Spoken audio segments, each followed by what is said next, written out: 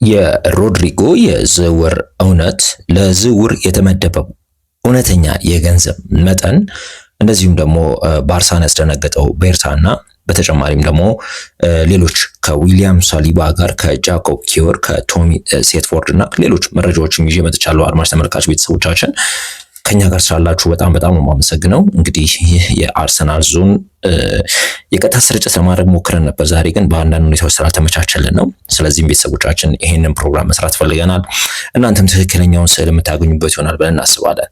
ከኒውካስል ጨዋታ በፊት ያለው ነገር ላጋራችሁ። መጀመሪያ ዛሬ አብዛኛው ቡድኑ ሙሉ በሙሉ በሚባል መልኩ ማለት ነው ሙሉ ለመመር ሰርቷል የሚል መረጃ ነው እየወጣ ያለው። አንዳንድ ፎቶዎችንም ለማየት ሞክረን ነበረ። እንግዲህ ለነገው በኤምሬት ከኒውካስል ጋር ለሚኖረን ወሳኝ ጨዋታ አጠቃላይ ቡድኑ እንደተዘጋጀ ነው እየተነገረ ያለው። ያው ጋብሪኤል ማጋሌሽ፣ ጋብሪኤል ጀሱስ እና ታኬሮ ቶሚያሱ እዚህ ቡድን ውስጥ የሉም። ሌሎች ተጫዋቾች ግን ሙሉ በሙሉ እንዳሉ ነው እየተነገረ ያለው ማለት ነው። በተጨማሪም ደግሞ ትናንትና አሰልጣኝ ሱፐር ሚኬል አርቴታ ሁለተኛውን ፕሬስ ኮንፈረንስ ሰጥቶ ነበር። በዛ ፕሬስ ኮንፈረንስ ላይ ካይ ሃቨርትዝን በተመለከተ አስገራሚ ነገር ነው የተናገረው።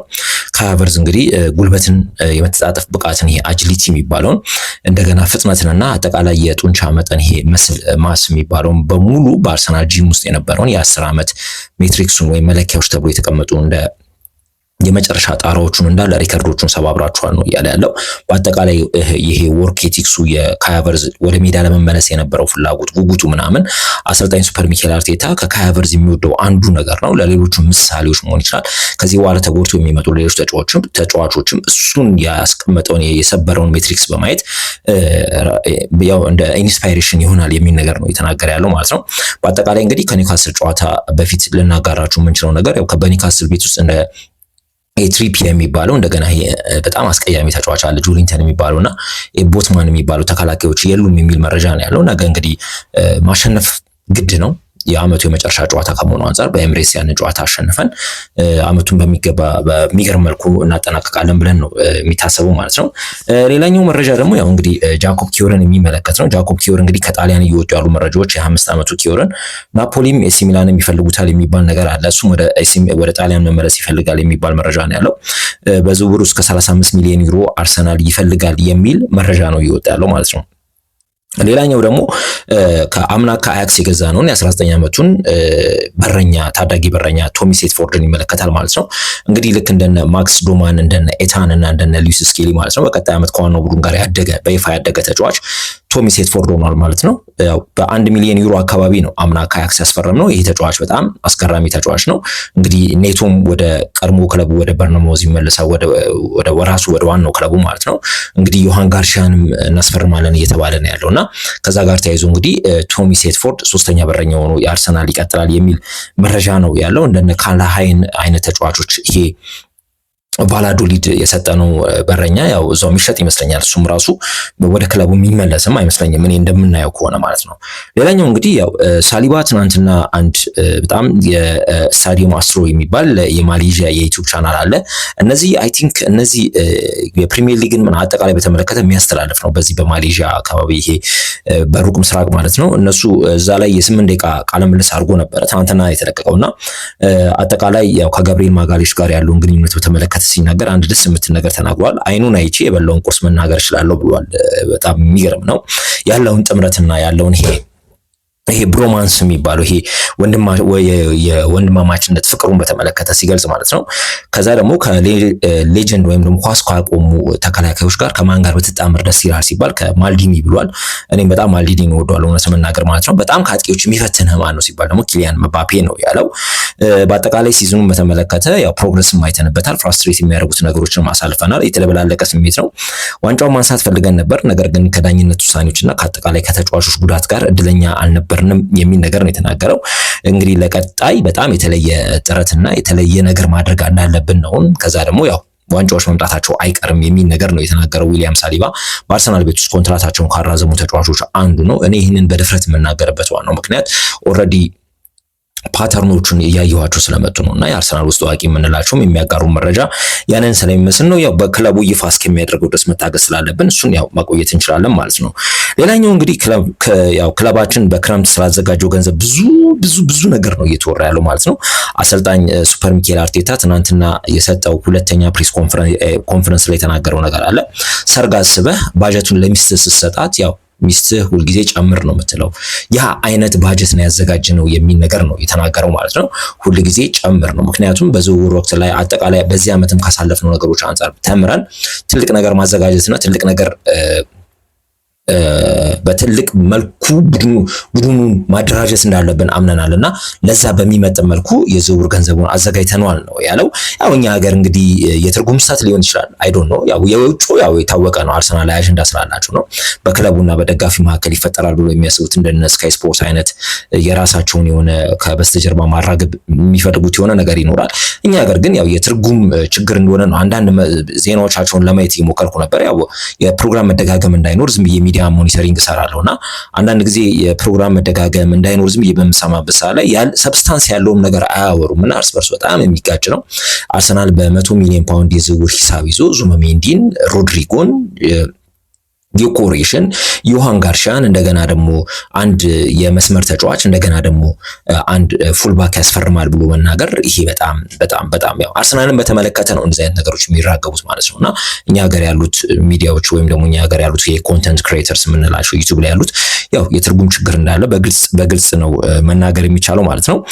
በነገራችን ላይ የቀድሞ የሲቢኤስ ጋዜጠኛ የአሁኑ የጊሚ ስፖርት አጠቃላይ ከዝውውር ጋር በተያያዘ ከነፋብሪዚዮ ሮማኖ ጋር አብሮ ይሰራል። በነገራችን ላይ ቤን ጃኮብስ ይባላልና ትናንትና አንድ ከርቲስ ጆንስ የሚባል የአርሰናል ደጋፊ አለ። እሱ ዩቲዩብ ቻናል ላይ ቀርቦ ስለ ዝውውር ተጠይቆ ነበር። አርሰናል ስላዘጋጀው ገንዘብ ማለት ነው ከ250 እስከ 300 ሚሊዮን ፓውንድ አርሰናል አዘጋጅቷል ነው። አጠቃላይ ክለቡ በጣም በዚህ ዓመት በአርሰናል በዚህ የዝውውር ወቅት ማለት ነው በአርሰናል የክለብ ታሪክ ትልቅ ዝውውር ጊዜ እንደሚሆን ነው እየተናገረ ያለው ቤን ጃኮብስ ማለት ነው። ይሄ እስከ 250 ሚሊዮን ፓውንድ አካባቢ ይላል። ከዛ ደግሞ በዝውውር ሂሳብ የሚወጡ ተጫዋቾች የነሱ ገንዘብ ሲጨምር ደግሞ እስከ 300 ሚሊዮን ፓውንድ አካባቢ ሊሆን ይችላል የሚል ነገር ነው ቤን ጃኮብስ እየተናገረ ያለው ማለት ነው። እንግዲህ ቤተሰቦቻችን ያው እነ ፋቢዮ ቬራን ቀድም ያልኳችሁ የነ ያኮብ ኪዮር ፋቢዮ ቬራን በተመለከተም ከፖርቶ ጋር እንግዲህ እንዴት ነው የምንነጋገረው እንዴት ነው ዲል የምናደርገው የሚለው ራሱን የቻለ ነገር ነው። እንደገና ደግሞ የነ ጃኮብ ኪዮር አለ። እንደገና ደግሞ እዚህ ጋር የአሌክሳንደር ዚንቼንኮ የሚባል ነገር አለና እነዚህን ከግምት ውስጥ ስናስገባ አርሰናል ለዝውውር በጣም ከፍተኛ ገንዘብ እንዳዘጋጀ ነው እየተነገረ ያለው ማለት ነው። በነገራችን ላይ አንዳንድ እኛ ሀገር ያሉ ሚዲያዎች በጣም የተሳሳተ መረጃ ሲያጋሩ እያየሁ ነበር። ቶማስ ፓርቲ አርሰናል ሊሸጡ አይችልም። አርሰናል ቶማስ ፓርቲ ኮንትራቱን የማያራዝም ከሆነ በነፃ ነው ሊለቀው የሚችለው እና በተደጋጋሚ አንድ የዩቲዩብ ቻናል ላይ ይህንን ነገር በተደጋጋሚ ሲናገሩ የሰማሁት ነበረ። ወይ መረጃው የለውም ወይ እውቀቱ የለውም ብለን ማሰብ እንችላለን። አርሰናል ቶማስ ፓርቲን በነፃ ነው ሊያጣው የሚችለው ኮንትራት ማራዘም ካልተቻለ ማለት ነው። ግን ያው እንደሚወጡት መረጃዎች ከሆነ ቶማስ ፓርቲ በአርሰናል ለመቆየት በጣም ደስተኛ ነው። በኤምሬትስ መቆየት ይፈልጋል። አርቴታም እሱን ሊያቆየው ይፈልጋል። ይሄ ማሊያ ላይ አልታየም ምናምን በጣም የታብሎይድ የሚመስሉ ነገሮችን መናገር በጣም አስቸጋሪ ነውና ቶማስ ፓርቲ አርሰናል የማያስፈርመው ከሆነ በነፃ ነው ልጁ የሚሄደው እንጂ አርሰናል ሊሸጥበት የሚችል ምንም እድል እንደሌለ ነው መገመት የሚታዩ መረጃ ማለት ነው። ኮንትራቱ ያልቃል ነው በአጠቃላይ። ስለዚህ ኮንትራቱ ነፃ ከሆነ በቦስማን ሕግ መሰረት የፈለገው ክለብ ላይ ሄዶ መፈረም ይችላል ልክ እንደነ ትሬንት ማለት ነው። ስለሆነም አርሰናል ከባጀት አንጻር አርቴታ እንዳለው ነው። ሰርግ ትደግሳለህ፣ ብሩን ለሚስት ትሰጣለህ። ያው ይታወቃል ሚስቶቻችን የሆነ ፕሮግራም በሚያዘጋጁበት ሰዓት ላይ አይበቃቸውም። አምጣ ነው ሁልጊዜ አምጣ፣ ጨምር ነው። አርሰናልን በዛ ደረጃ ተዘጋጅቷል። አጠቃላይ ፕራግማቲክ ሆኖ ፍሌክሲብል ሆኖ የዝውውር ማርኬቱን ለማየት ነው ጥረት እየተደረገ ያለው ማለት ነው። ሌላኛው እንግዲህ ቪክቶር ዮኬሬስን በተመለከቱ እየወጡ ያሉ መረጃዎች ናቸው። ቪክቶር ዮኬሬስን በተመለከተ እየወጡ ያሉ መረጃዎች በነገራችን ላይ ሰባስቲያን ቪዲያል የሚባል አንድ ፖርቹጊዝ ተናጋሪ ይመስለኛል እና የእሱን መረጃ እዚህ ጋር ጨምሬበታለሁ።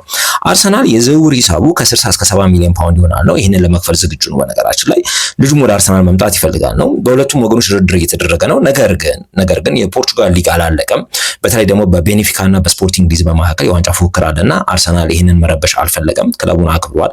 ስለዚህም ነገሮች እስኪጠናቀቁ ድረስ አይ ቲንክ እንግዲህ እስከ ግንቦት በእነሱ አይ ቲንክ እስከ ሜይ 26 ነው እየተባለ ያለው። በእኛ ደግሞ እስከ ግንቦት 18 አካባቢ ድረስ የቪክቶር ዮኬሬስ ጉዳይ መቋጫውን ያገኛል ነው። በአጠቃላይ በሁለቱም ወገኖች በተጫዋቹም ወገን በክለቦቹም ወገን ሁሉም ነገር አልቋል የሚል መረጃ ነው እንግዲህ ሰባስቲያን ቪዳል እያጋራ ያለው መረጃ። ስለዚህ የቪክቶር ዮኬሬሽ ጉዳይ ያለቀ ጉዳይ ነው። ኢትስ አባውት ታይም ነው። ከጊዜ ጋር በተያያዘ የሚያልቁ ነገሮች ይኖራሉ። እሱ መጠበቅ ብቻ እንደሚቀር ነው እየተነገረ ያለው ማለት ነው። ሌላኛው እንግዲህ ባርሳን ያስደነገጠው ቤርታ የሚል መረጃ ትናንትና ዘሰን ያጋራው በነገራችን ላይ የነ ጆርዳን ዴቪስ መረጃ ነው። ኤክስክሉሲቭ ነው በነገራችን ላይ በክፍያ ነው ይህንን መረጃ የምታገኙት።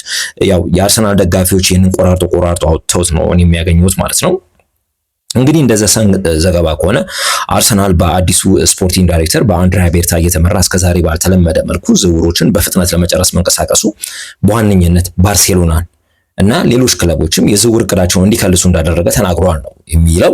ክለቡ የሚፈልጋቸውን ተጫዋቾች ለማግኘት እየሄደበት ያለው መንገድ ለነ ባርሴሎና በጣም አስገርሟቸው ነው። አርሰናል ከዚህ በፊት ያው ሁልጊዜ ሁላችንም የምንለው ነገር አለ፣ ይመለምላል፣ ይጠቁማል፣ ከዛ ደግሞ ሌሎች ክለቦች መጥተው ይወስዱበታል ነው ገንዘቡን ሲደራደር ምናምን እና አሁን ያው አርሰናል የስካውቲንግ ችግር ስለሌለበት ነው። አርሰናል የሆነ ተጫዋች ፈለገው ሲባል በጣም ኢንቴንሲቭሊ ስካውቲንግ ስለሚሰራበት ነው። ምልመላ ይደረግበታል። ቢያንስ 50-60 ጨዋታ ነው ያ ተጫዋች የሚታየውና እስከነ ባህሪው ጭምር ማለት ነው። እስከነ ባህሪው ካለው ባህሪው ጭምር ነው። ችግሩ ምንድነው? አርሰናል ከመለመለው በኋላ ያንን ተጫዋች ደካማ ጎኑን ክለቡ ውስጥ መጥቶ እንደሚጠነክር ያውቁታል። በተለይ ከባህሪ ጋር የተያዘው ከታክቲክ ጋር የተያዘው ከቴክኒክ ጋር የተያዘው ብዙ ነገሮች የሚሰራበት ደግሞ ሌላ ደግሞ እንደገና ኢንቨስት ይደረግበታልና ለምሳሌ ቼልሲ ሚካኤል ሙድሪክን እኛ በምንፈልገው ሰዓት ላይ እነሱ የወሰዱበትን መንገድ ሁላችንም እናውቀዋለንና ችግሩ የሚካኤል ሙድሪክ የባህሪ ነገሮች ያልተገሩ ነገሮችን አርሰናል ቤት ውስጥ ቢመጣ ሊገራ ይችል ነበረ።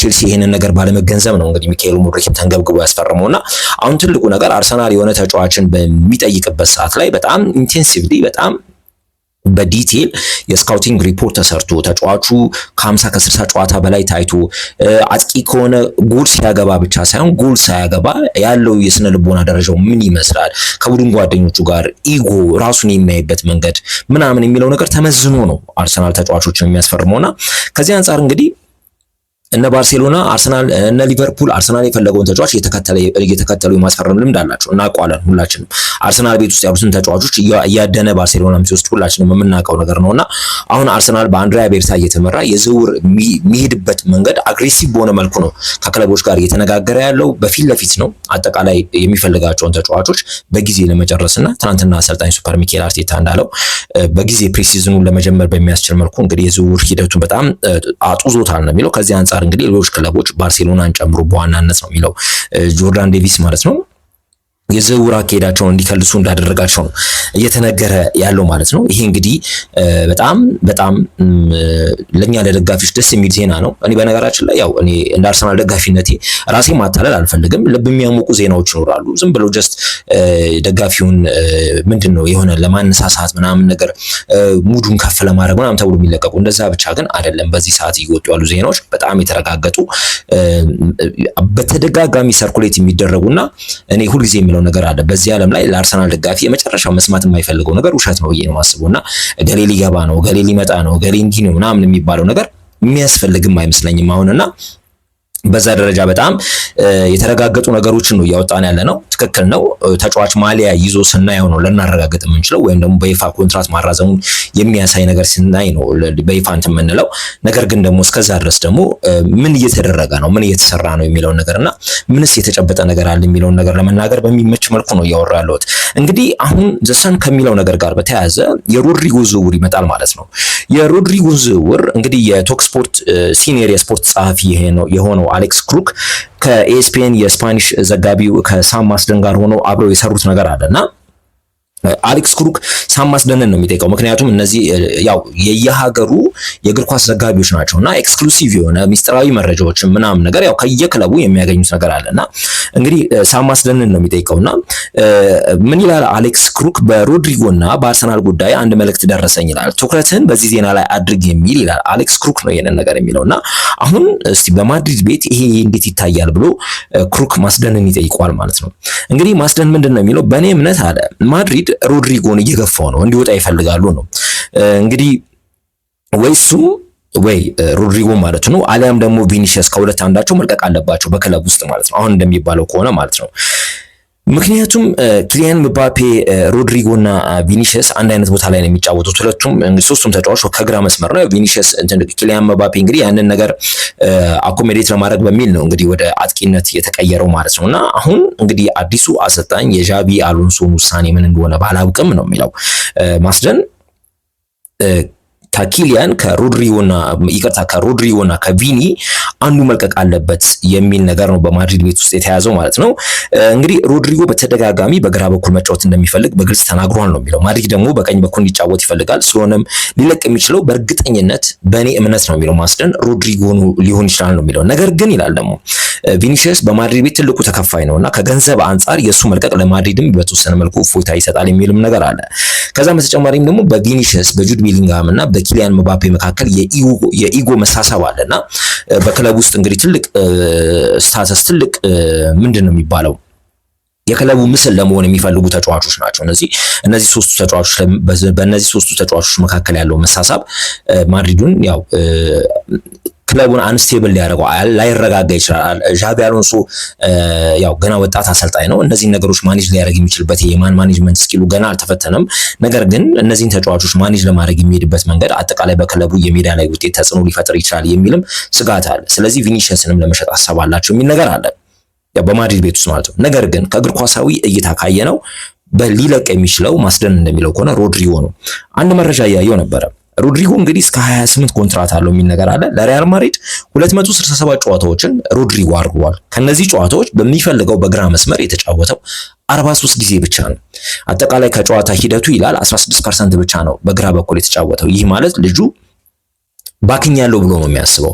እኔ መጫወት የምፈልግበት ቦታ ላይና ብቃቴን አውትሻይን ላደርግ የምችልበት ቦታ ላይ አይደለም የተጫወትኩ ያለሁት የሚል ነገር አለና ሮድሪጎ እንግዲህ ከማድሪድ ሊለቅ ይችላል ነው የሚለው። ገንዘቡ ምን ያህል እንደሆነ መረጃ የለኝም ነው የሚለው ማስደን ማለት ነው። ያው እንደምናየው ከሆነ እንደምንሰማው ምናምን ከሆነ እስከ 100 ሚሊዮን ዩሮ ሊጠይቁ ይችላሉ ነው የሚባለው ማለት ነው። እንግዲህ አንድሪያ ቤርታ የስፔን የዝውውርን አጠቃላይ ሂደቱን ያውቋል። በአትሌቲኮ ማድሪድ እና በሪያል ማድሪድ መካከል ያለውን ግንኙነት ያውቋልና እኔ እንዲያውም አንድ ነገር አይምሮ ላይ መጣው ምንድነው ግሪዝማንን አትሌቲኮ ማድሪድ ግሪዝማን ለባርሴሎና የሸጠበት መንገድና ከባርሴሎና የገዛበትን መንገድ ዝም ብዬ አስበዋለሁ እና የሸጠው በ100 ምናምን ሚሊዮን ነው፣ ሲገዛው ደግሞ በ50 ምናምን ሚሊዮን ነው የገዛውና ልዩነቱን አስቡት። ይህንን ያደረገው አንድሪያ ቤርታ ነው። ስለዚህ ስፔን ውስጥ ያሉትን ነገሮች አጠቃላይ የዝውውር ሂደቱን ያውቋል ማለት ነው። ክለቦች ያለባቸውን ደካማ ጎን ዊክ ሊንካቸው ምንድነው፣ ሮድሪጎን በምን መልኩ ነው ማድሪድ ሊያጣው የሚችለው ወይም ሊለቀው የሚችለው የሚለው ነገር አጠቃላይ አንድሪያ ቤርታ ያው ልናየው የምንችለው ነገር ካለ ከአንድሪያ ቤርታ ወይም አንድሪያ ቤርታ ሊመዘንበት እንደ አርሰናል አዲስ ስፖርቲንግ ዳይሬክተር ሊመዘንበት የሚችል ዝውውር ነው ብዬ ነው ማስበው በእኔ እምነት ማለት ነው አንድሪያ ቤርታና አሁን እንግዲህ እንደዘ ሰን እንደሚሰራው ከሆነና አግሬሲቭ በሆነ መልኩ አርሰናል በዝውውር ውስጥ እየሄደበት ያለው መንገድ ስንመለከት እና የሮድሪጎን ዝውውር አርሰናል እያጦዘበት ያለውን መንገድ ስንመለከት የሆነ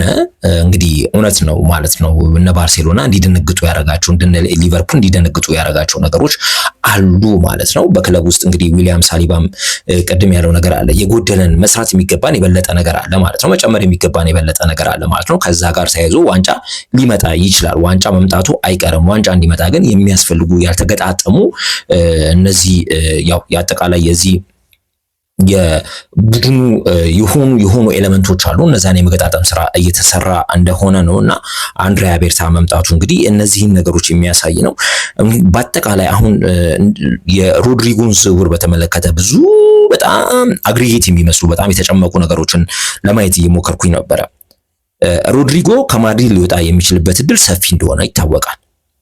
ማድሪዶችም ራሱ በነ አስና በነ ማርካ በጣም ለነሱ በቀረቡ ጋዜጦች አማካኝነት ልጁ እንዳይረጋጋ እያደረጉት ነው። ልጁ እንዲያውም ኢንስታግራም ገጹ ላይ ወጥቶ እኔ የትም አልሄድም አለሁኝ ወሬ አትፈብርኩ የሚል ነገር ቢለጥፍም ግን ማድሪድ ልጁን ሊሸጠው ከፈለገ ሊሸጠው የሚችልበት ብዙ እድል አለ ማለት ነው። ወደ አርሰናል ከመጣ ደግሞ አርሰናል ልጁን ስሙ ልጁ የሚፈልገው ቦታ ላይ እንዲጫወትና አርሰናል ካለው ትልቅ የክለብ ስታተስ አንጻር ልጁ ገኑ ሊወጣ የሚችልበት ትልቅ እድል ይኖራል ብለን እናስባለን።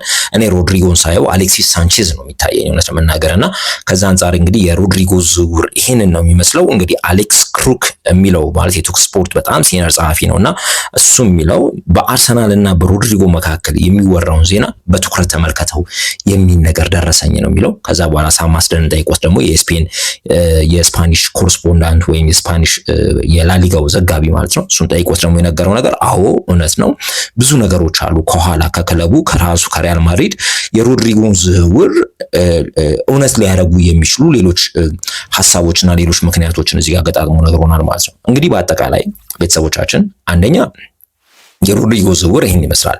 ሁለተኛ የኮሬሽ ዝውውር እንዳልኳችሁ ስፖርቲንግ ሊዝበን ያው የፖርቹጋል ሊግ ከቤኔፊካ ጋር እየተፎካከረ ነው ያለው። ስለዚህ እሱ እስኪያልቅ አርሰናል ያው ያሉት ነገሮች እንደተጠናቀቁ ነው እንግዲህ እየተነገረ ያለው ማለት ነው። ከዛ በኋላ ደግሞ ያው ከዚህ ከገንዘብ ጋር በተያያዘ ነው እኛ ሀገር 100 ሚሊዮን ፓውንድ ምናምን ማለት የዝውውር ሂሳቡ ራሱ እንዴት እንደሚሰራ ከዚህ በፊት ፕሮግራም ሰርተናልና እሱን ገብታችሁ በዚህ ቻናል እንድትመለከቱ ነው የምጋብዛችሁ። ከ100 ሚሊዮን ፓውንድ በላይ አርሰናል አልመደበም የሚባለው በጣም ፍጹም ውሸት ነው። እኛ ሀገር ያሉት ያው የትርጉም ስህተትና ነገሩን የተረዱበት መንገድ ትክክል እንዳልሆነ ነው የሚያሳየው። ቤተሰቦቻችን ከዝውውር ጋር የተያዘው ዛሬ አሁን በክለባችን ዙሪያ ያሉት ነገሮች ይህንን የሚመስሉት። ነገ እንግዲህ ከኒውካስል ጨዋታ ጋር በተያያዙ እንግዲህ እየወጡ ያሉ መረጃዎች በጣም አሪፍ ነገር ነው። ሁሉም ተጫዋቾች እንደሚገኙ ነው እየተነገረ ያለው። እዚህ ያው ይህን ፕሮግራም በምንሰራበት ሰዓት ላይ የተጠቀምናቸው ቪዲዮዎች ዛሬ ከዝውውር ጋር በተያያዘ ከልምምድ ጋር በተያያዘ ክለቡ የመጨረሻ ልምምዱን ሲሰሩ የተለቀቁ መረጃዎች ናቸው። ከእናንተ ጋር ይህንን መረጃ በማጋራበት ሰዓት ላይ እየወጡ ያሉ ሌሎች መረጃዎችንም ለማየት እየሞከርኩኝ ነበር እውነት ለመናገር ማለት ነው። ምክንያቱም አሁን ቶሎ በጣም ይሄ ዝውውር ወሬዎቹ በጣም ቶሎ ነው የሚወጡትና እነሱንም ለማየት እየሞከርኩኝ ነበረ። የተለየ አዳዲስ ነገሮች ካሉ ከተጫዋች አቬሌቢሊቲ አንጻር የሚሉ ነገሮችን ለማየት እየሞከርኩኝ ነበረ። ምንም የተለየ ነገር እየወጣ አይደለም። በአጠቃላይ ግን ከሃቨርዝ በሚገርም ቁመናና በሚገርም ስታተስ ነው ተከሰተው ማለት ይቻላል። አሰልጣኝ ሱፐር ሚኬል አርቴታ ራሱ አስገርሙታል። በጣም በልክ ሆኗል። በጣም ሂውጅ ሆኗል። እንግዲህ ይሄንን አጠቃላይ ነገር እንግዲህ ደግሞ ጎል አግብቶ ያው ክለባችንን ያስጨፍረናል፣ ደጋፊውን ያስጨፍረናል። ቻምፒየንስ ሊግ ዘና ፈታ ብለን እናልፋለን ብለን እናስባለን። ከኔ ጋር ስለነበራችሁ በጣም ነው የማመሰግነው። እኔ ጋር ያሉት መረጃዎች ይሄን ይመስላሉ። የተለያዩ መረጃዎች ካሉ ደግሞ እነዛን መረጃዎች ማጋራታችንን አሁንም እንቀጥላለን። ቤተሰቦቻችን የሰጠናችሁ ነገር ከተመቻችሁ ቻናሉን ላይክ፣ ሼር፣ ሰብስክራይብ ማድረጉን አትርሱ። ይሄንን ነው ልል የምችለው።